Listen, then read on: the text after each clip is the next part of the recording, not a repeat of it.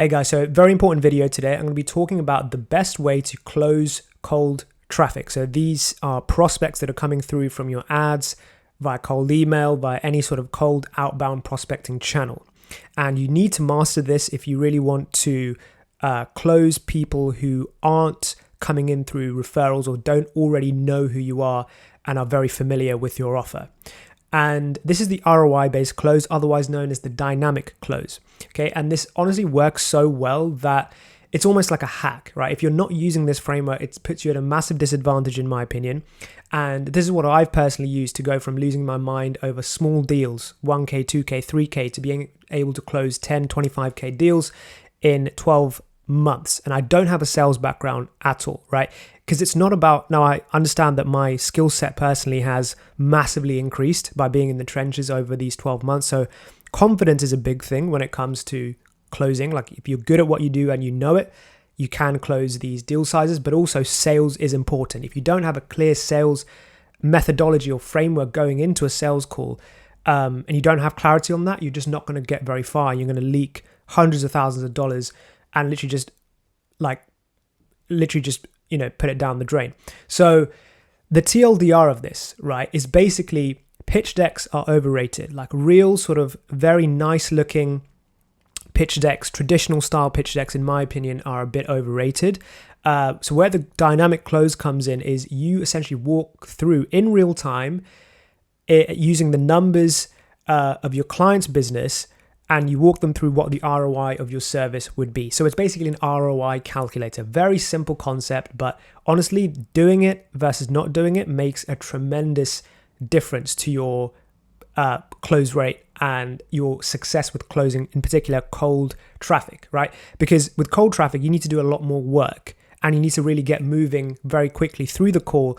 And this gives you such leverage and such, you're just putting it down on paper and saying, hey, these are the numbers. If you work with us, this is the ROI. I'm going to work through some numbers. I'm going to walk you through an example deck that I put together. And this is kind of the training that I also walk through with my clients as well, because the truth is we can book you appointments, right? We've got a done for you B2B lead gen agency. So I used to run cold email at scale. Now we're transitioning to ads. We use ads to book in appointments to your calendar. But of course, if you can't close them, or if your close rate is sub KPI, which really you want to be above 25% close rate at cold traffic, then it's an issue. And I think a lot of people confuse advertising or marketing problems with sales problems. Okay. Very common that, a lot of business owners blame their marketing or their advertising for lack of sales when it's actually a lack of closing ability. That's how serious it is. And I know because I've been there. I used to be like a headless chicken, to be honest, in sales calls. I had no strategy. And this is something that's just made things way, way easier for myself. And so I teach it as well. So disclaimer, this is specifically for ticket sizes of really anywhere from $2,000 and up, $40,000 if you're collecting that amount of cash up front. That's probably the upper range. I could be wrong. That's my personal experience. So this is ideal for agencies, high ticket coaching, consulting businesses, and B2B SaaS companies. Okay. So much larger deals than this, enterprise level deals, may require, of course, more than one sales call, multiple touch points. There'll be multiple stakeholders and people involved in that conversation. There might be a bit of custom proposal sending going on. So the thing that I push with cold traffic is you want to try and one call close. You do not want follow-up calls, because remember, if you close, if you have 20 sales calls in a month and every single one requires a follow-up call, you're essentially halving your calendar availability, right? So the gold standard is always getting a yes or a no on every single sales call. And the way you do this is by making things very clear and very simple for the prospect, laying it all down, like this is what we do you want it or not? And then there are some simple objection handling things you can do as well. I'll post more videos about that in terms of what I've learned from my personal experience closing high ticket deals as not coming from a sales background. But for this video, I'm going to specifically talk about the ROI based close, and I'm going to show you an example of what that actually looks like. Okay. So well, what is the ROI based close? You can either do this on a Google Doc or a Gamma doc. I prefer Gamma now. I prefer Gamma to everything nowadays compared to Google, but Google Doc is very simple, very easy to use. You can absolutely use a Google Doc. So all you want to do is literally you want to build a Gamma Doc or Google Doc template, which I'll show you exactly what you want to include in that document when I go through it in this next tab. You want a pre-written pitch, and then during the discovery phase of the sales call, you don't share your screen, you just ask a series of questions, and the discovery phase of any sales call is typically the longest portion of the sales call. Now, I'm not going to go over exactly what to say. I think that's probably going to be a topic for another video, but of course, if you're in B2B, you want to ask things like, what is the size of the client's business? What revenue level are they at? What have they done in the past to generate leads? What is their desired revenue goal? What is their current ticket size? Everything from contract value, what's their typical amount of cash collected on a deal, what's their LTV, and like I said, the discovery process, there's many questions you want to ask. It's the majority of the sales call, so you've got to go really in depth. That's a topic for another day.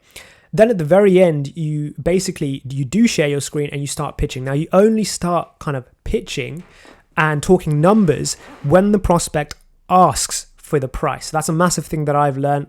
I don't want to go on a tangent, but that's a massive learning point. You only share your screen and pitch them and go through the numbers, go through the deliverables and the investment when the prospect is, firstly, you've determined that they are clearly qualified. Okay, you don't want to be pitching an unqualified prospect. So you're pitching a qualified prospect that wants your service and has specifically asked, okay, what's the price of this? This looks good. What's the price? What are we talking? And then you share your screen, and then you go through what I call the ROI based close, where you just go through the kind of ROI justification of your services. There is a stage before that I like to sort of go through very quickly, which is, I'm a massive fan of Miro boards and Lucid charts. So let's give this a second to load. This is what I've personally done, and now I do send this as a sales asset to my clients, to my prospects rather, alongside my VSL deck and any other lead magnets. However, if they didn't go through it before the call, I do walk them through on a very high level as well, exactly what we do. So for example, with my own offer, okay, there's the whole go-to-market offer strategy, there's a traffic generation or lead generation system, appointment setting, sales, etc., etc. I'm not going to go through that. That's another, again, a topic for another day. I want to get to the actual main portion of this video, which is the ROI based close. But that's also something I wouldn't spend more than 5-10 minutes on this either. You want a high level overview, and diagrams, also process diagrams, work extremely well because it very clearly showcases deliverables and everything that you're going to do. Allows you to charge premium prices as opposed to competing on low prices, and that's the whole kind of doom spiral, right? Lower prices, lower profit margins, worse service, etc., etc. We all know the drill, thanks to Hormozy. So why the dynamic or ROI-based close is so effective basically makes a sale more engaging, makes it casual, makes it more relatable, as opposed to being this formal, hey, I'm going to pitch you now. So people have this they're very alert, right? Especially with cold traffic, they know immediately what's coming. You're going to pitch them. And there are a few, like I firstly said, you don't want to pitch someone unless you've actually qualified them and then they actually specifically ask for the price. And then what you do is you go to the ROI-based close, which is far more engaging, far more relatable, and allows the prospect to clearly see what they're getting and the ROI that they're going to get, okay? So let's go through this now. Let's get into the meat of it. So I first talk about deliverables. Again, I don't spend too long on this. What I like to do is, and this is another suggestion I have for you guys that's worked really well for me, is you want to create almost like a course or a program that you're giving complementary to your services. I've hosted mine in Notion, and it's basically a client portal. You can host this on Kajabi, you can host this on School, whatever you want, and it just really helps in terms of the prospect visualizing what they're going to get. All right, because when you're consulting and when you're providing information as well as a service, there is an inherent fixed value that you're showcasing that the prospect is getting on top of just your service, right? Every great service-based business also consults and also provides information and transfers their knowledge, transfers their IP or their processes into the client's business, right? So I love to sort of screenshot and show what my client portal is like as well. So for example, I go through the whole go-to-market, telling the client what to sell to who, helping them target the right people, helping them to kind of sell and position themselves correctly. And we don't run ads to an offer that we kind of don't know is going to work. Every offer that we run ads to is proven, and that's simply because we do our market research properly, and we only sell stuff that actually people want. Very simple. To be honest, 90% of the work is done here. But anyway, getting on, we then talk about, okay, this is our lead generation system. I used to run cold email. I'm kind of changing over to ads now because it's far more efficient, and it's a far better way to actually book appointments for most agencies and coaching businesses, and much faster as well, much more scalable. Then I talk about closing to cold traffic, and you know, I go through this, but I want to just get to the meat of this video and the main point.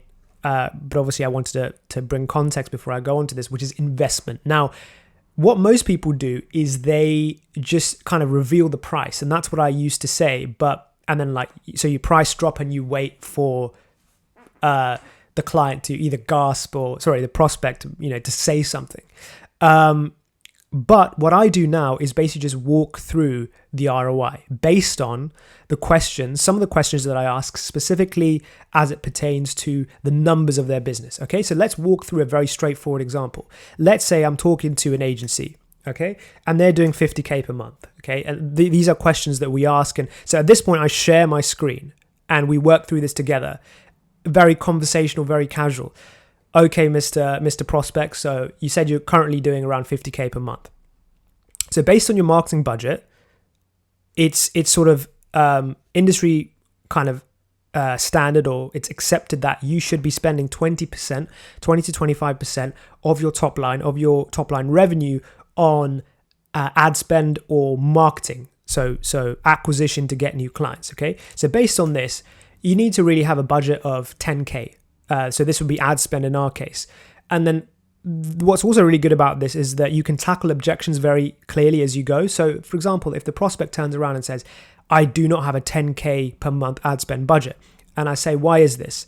And they turn around and tell me, dude, we've only got 20% profit margin. Then I go, well, that's your problem right there. You need to be at a 40 to 50% profit margin, like all service-based businesses.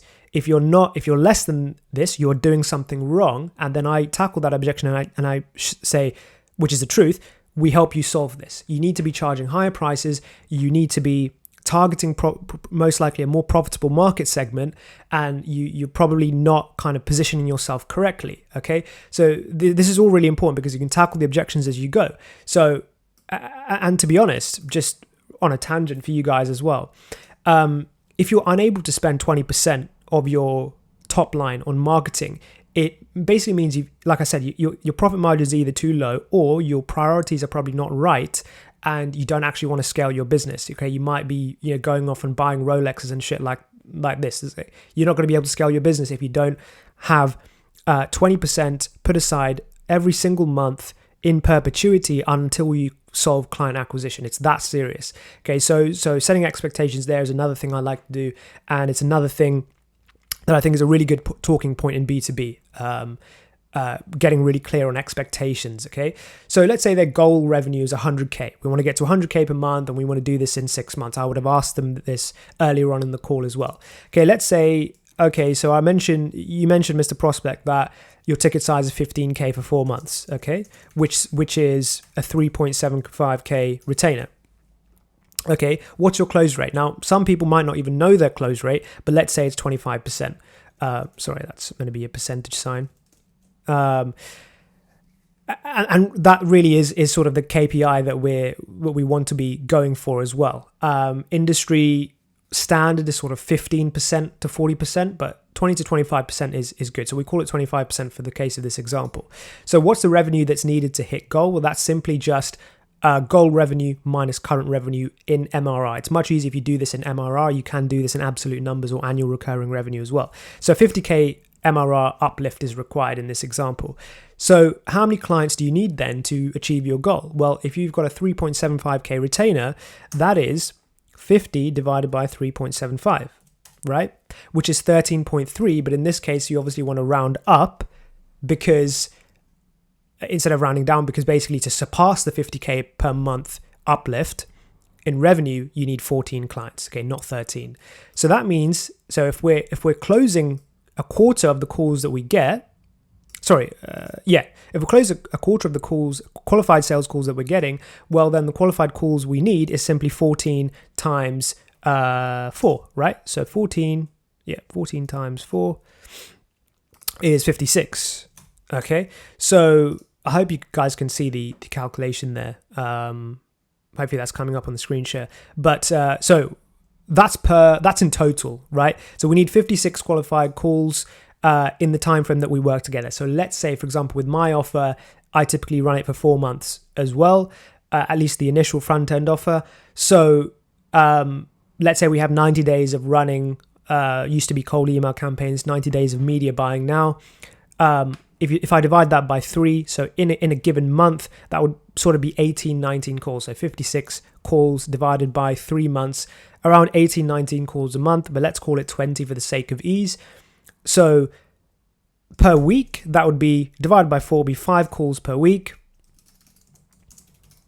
And per day, that's basically 1 call a day if we're doing Monday to Friday. Okay, if you're some sales teams, some founders that are particularly hungry can obviously open their calendar up 7 days a week, but we base it on 5 day per week calendar.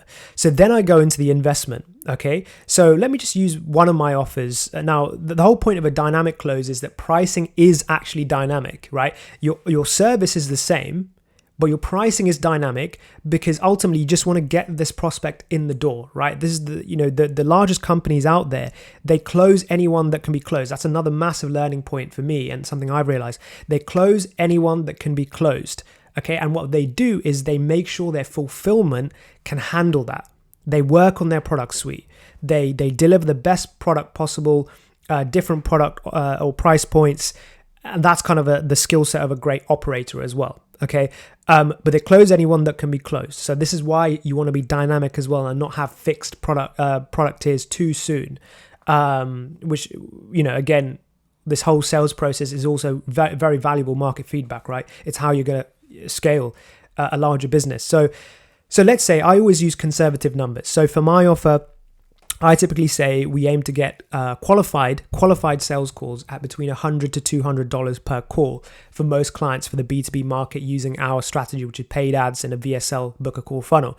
And we use conservative numbers for this example, right? So let's say it's $200 per call, and we determined that we need 56 calls, right?